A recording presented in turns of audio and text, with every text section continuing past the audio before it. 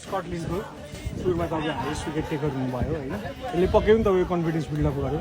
अब test playing नेसनसँग एउटा राम्रो अपर्च्युनिटी आउँदैछ, अब यसलाई कसरी ग्राब गर्ने तपाईँको भावी योजना के छ यसो अलिकति बताइदिनु। हजुर, अब धेरै पछि मैले पनि अब नेसनल टिममा फिर्ता आएको थिएँ आफ्टर क्यानाडाको टुर पछि।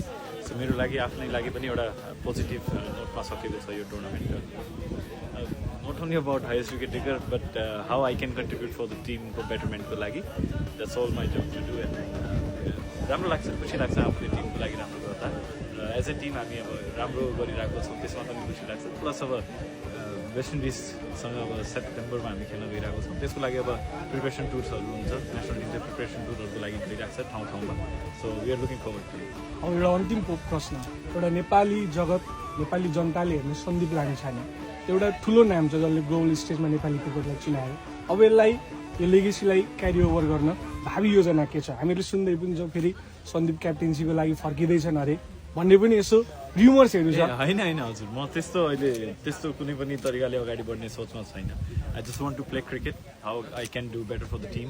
अनि टिममा क्याप्टन जो भए पनि हाम्रो आफ्नो जिम्मेवारी के छ त्यसलाई निर्वाह गर्नुपर्ने छ।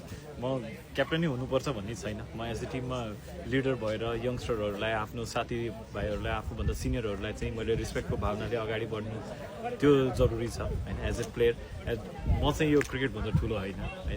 सो क्याप्टनसिप भन्ने चाहिँ म अहिले चाहिँ के पनि सोचेको छैन यो बारेमा। तर how can I contribute for the team, that's my goal. Thank you so much.